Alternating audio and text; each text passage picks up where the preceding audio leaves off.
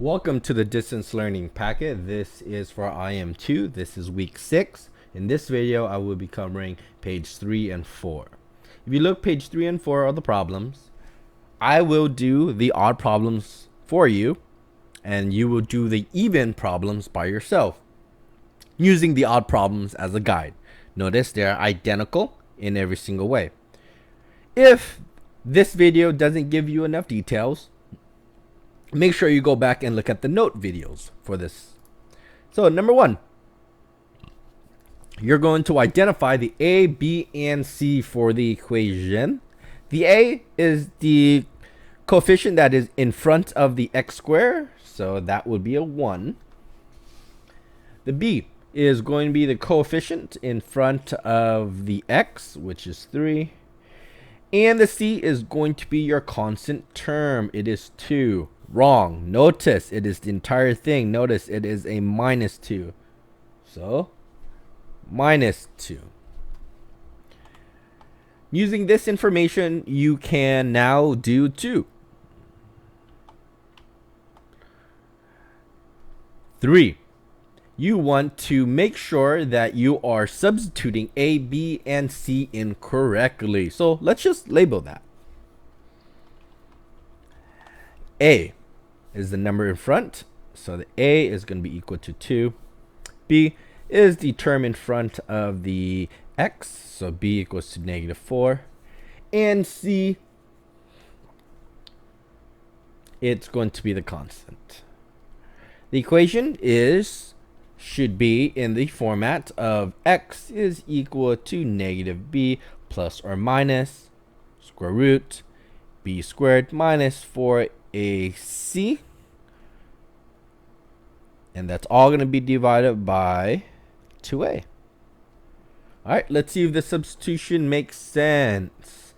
A is right here, A is right here, A is right here, A is right here, matches up with this A. Perfect. B is right here in front, and B is right here. Exactly. And there's a negative, good. Matches perfectly. And C is only this bottom part, which is 3, 3, and 3. So in this case, yes, it does match out perfectly. Okay, make sure you label A, B, and C before working on this. With that being said, using that information, now you can do 4. All right, now we're going to do all these steps together. You're going to now solve for this. The A here is going to be 4. The B is 7. And C is going to be negative 10. You cannot use diamond method because the A term is not 1. All right, so now I'm going to grab the equation right here. I'm going to write it right under it. But now I'm going to make the substitution. So it's negative b. So that should be where the 7 goes. Same thing here. It's just 7. And this should be AC. So the green is A. Then your C, which is your red. And then lastly, A down here, it was 4. Okay. Make sure you don't skip steps. Now you can now simplify to see if that becomes anything. Alright, so negative 7 plus or minus 7 squared is 49. Minus, I think, what is that? Negative 4 times negative 10. That should be a positive. So this is positive 160. All equals to 4 times 2 times 4 is 8. X is equal to negative 7 plus or minus 160 plus 49. 160 plus 49, that becomes 209. Square root of 209 divided by 8. Is 209 a perfect square? I don't think 209 is a perfect square. Let's see. Is it? No, it's not. Is this right? Okay. So here I'm going to now try to find the solution, because this is where it all equals to 0, okay? Hold on, let me take a look at something, okay? So all I did here was pull up Desmos and I graphed it. This is where the polynomial that we were working on. And notice the intersections. Yeah, they're all weird decimals. So you know what? I will accept this as your final answer. If you just write this, I'm gonna accept it. It should be equal to 0, but it's ugly, so I'm gonna just stop you here. You can try to yeah, just stop here. This is good. Okay. Um, let's do 6. Okay, let me just graph 6 really quick to see if it actually makes sense for you. All right. So I'm not gonna tell you if it's pretty or not. So let's see. Here's Desmos. I'm just gonna type it in Desmos. Hold on. 5x plus 6. Okay, so the good part about this one is that this is pretty. Okay, 6 is a very pretty problem, and you can actually get it very easily. All right, so the radical is going to simplify for 6. Okay, so just work on it. All right, let's do 7. Hopefully they give me a pretty one here for 7. All right, so let's do 7. A equals to 3. Oops, let's rewrite this first. So I'm gonna bring this up. I'm gonna rewrite it. What am I gonna do? I'm gonna subtract the 4x to both sides, right? So this becomes 0. Okay, so you should have 3x squared minus 4x minus 4 left.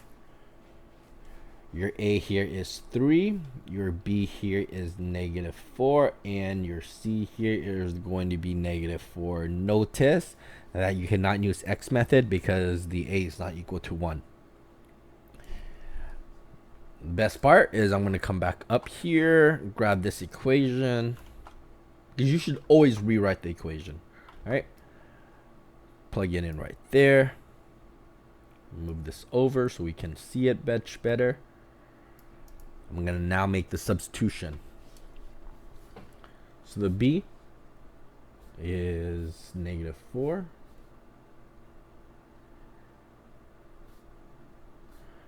B is, when you make the substitution, it's -4. AC. So A is 3 and 4 is -4 for C. Down here it is A, which is where we're going to make it green. 3. Good. Now we can plug it in. So negative times a negative is a positive, so that is a +4 plus or minus square root. -4 squared, that becomes a 16 minus, oh, let's see, that's -4 times 3 times -4 times 3 times -4. Okay, oh, that becomes a +48 inside. Oh, divided by 6. All right, 16 plus 48, 64. Oh, yay, it's pretty. So this, I'm going to do that in one step, okay? This inside was equal to 64. Yay, I think 8 times 8 is 64. Yep. Notice the square root of 64 equals to 8. All right? So x is going to equal 4 plus or minus 8 divided by 6. So you have two answers because this equals to 0. So you have two answers. You have two factors. Okay, these are the factors. Ready? X is equal to 4 plus 8 over 6, and you have your x is equal to let's say 4. Oh no, these are not your factors. Yeah, these are not. These are your. Yeah, these are your factors because we have to set equal to 0, right? Yeah, set these equal to 0. Okay, so 0. We have to set these equal to 0. Okay. Remember what the problem said? We have to set equal to 0. 0, 0. Oh, did I already set it equal to 0? Yeah, because I moved it over, right? Yeah. So that these are just your x's. Bad, Mr.S. Okay. So 4 plus 8. 4 plus 8. Oh, get you 12. Yo, that becomes more pretty. This becomes 12 over 6, which is just equal to 2. And x here is x minus 8 divided by 6. So 4 minus 8 is negative 4. This becomes x is equal to negative 4 over 6, which is equal to negative 2 over 3. Let me just double check this by plugging into decimals, okay? Give me a second. Let's see. That was 3x squared minus 4. Nope. Minus 4x. Alright. Here you go. What are the two solutions? Zoom it in so you can see much better. It's at this negative 0.667 and 2. Good? That's why it was 2 and this was your negative 6.6667. Good? So there you go. That was a very easy problem to do. Just make sure you set it equal to 0 and it's automatically it's equal to 0 once you bring it over to the other side. All right? So that's how you do 7. Same thing for 8. All right? Make sure you bring over the I can do it for you. Make your life easier. 2x squared, bring this over, minus 6x, bring this over, minus 3. Okay, it's much better if you deal with a equals to a positive 2 here. All right, let me graph this. Oh, sorry, I had it blocked. So I just brought it over here. So 8 should look something like this. Okay, try to do this. Let me pull up decimals to see if it's pretty or not. Okay, 8 is ugly. 8 is ugly, okay? 8 is ugly. 8 is going to be something like...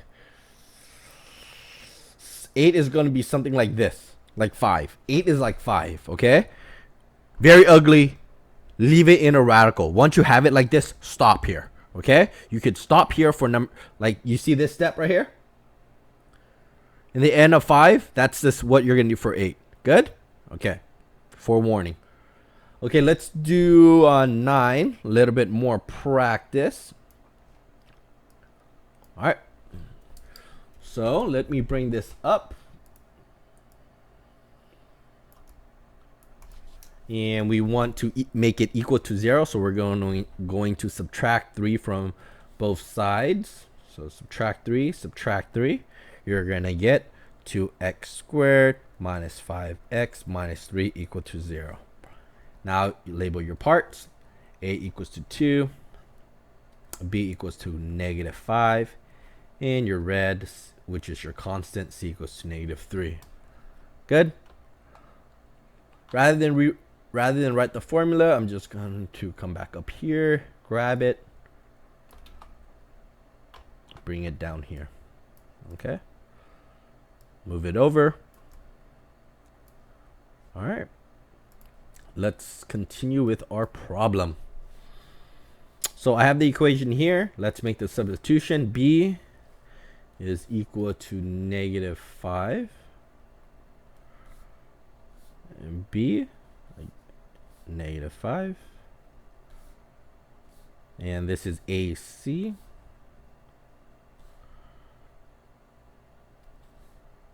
So A was 2 and C was -3, and divided by 2A, that equals to 2.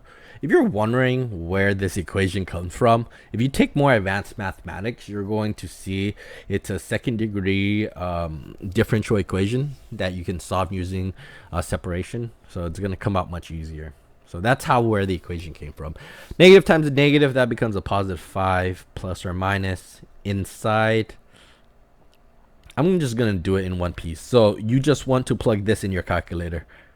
Okay, plug this in your calculator. All right, it should come out neat, hopefully. -3. I got what? Did I get really negative? Is that possible? That's 25 -4 times 2 times -3. No, this is 24. Okay, so this is 25 minus 24. This becomes a 1. Okay, so remember this.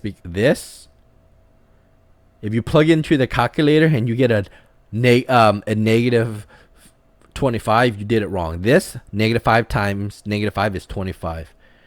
This becomes a positive. No, this becomes a -4 times 2 times -3. Yeah, this becomes a positive 24. So this becomes 49 on the inside. Okay, divide this by 2 times 2 is 4. This is pretty because you're going to note that the square root of 49 is equal to 7. So x is equal to 5 plus 7 over 4. Or, hey, I can do it in 2 steps. Plus or minus 7, okay? Because the square root of 49 becomes 7. So your answers are, right, answers, because again, there are 2. X equals to 5 plus 7 over 4. And you have x equals to 5 minus 7 over 4. Okay? If you do this, what's 7? 7 plus 5 is 12. It becomes 12 over 4, which is equal to 3. This becomes 5 minus 7. This becomes -2 over 4, which is equal to -1/2. All right, so your answer should be 3 and -1 over 2. Again, I'm going to graph it for it to make sense for you. The roots, the x-intercepts for this one, the roots, the x-intercepts, the solutions, right? The same word are going to be 3 and -2, -1/2 if I plug this into decimals. Ready? Boom. Here's decimals. This is what we wrote. This is what we got, right? 2x squared minus 5x minus 3. Do we have that? Perfect. 3 and -0.5, which is -1/2. But remember how it originally looked like? It was actually like, it looked something like this. So notice that it's the same thing, right? It's the same thing, but decimals makes it look weird when it equals to 0. When it equals to that. Okay? Right? Same solutions. Oh, here, you know what? Let me show you it back to back. Right? So this is when originally it equals to 3. Those are just its solutions. But once you move it over and you set it equal, right? There you go. Those are your answers. Your solutions are at -0.5 and 3. Sorry, your two solutions are -1/2 and 3. Okay, there you go. Let me double check if number 10 is pretty or not before you start working on it, because I don't want you to have a nightmare, okay, doing these problems, because math is difficult. See, 3, again, I'm not lying to you. This is a difficult topic for the first time you're doing it. So get used to it. 3x squared plus 11x plus 5. Is it pretty? No. Ooh, it's not pretty. Oh my gosh. Okay, so 10 is not pretty. Okay, 10 is not pretty. 10 is going to be like number 8, which is gonna be like number 5. Very ugly problems. Okay, 6 is the only one that you're gonna do by yourself that's gonna be very pretty. Okay, again, I'm not gonna accept decimals because I know you just put it in decimals. All right, so make sure you get the correct answer. All right, but there you go. I know that was a long video, but those are all the problems in one video. If you have any questions, please let me know.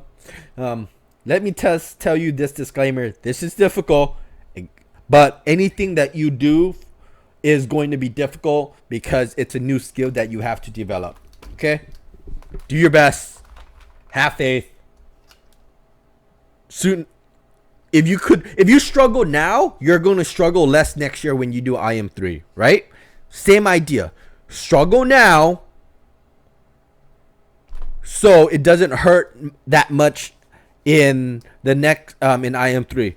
It's better like that because if you fail IM3 next year and you're a senior, you don't graduate. So good luck.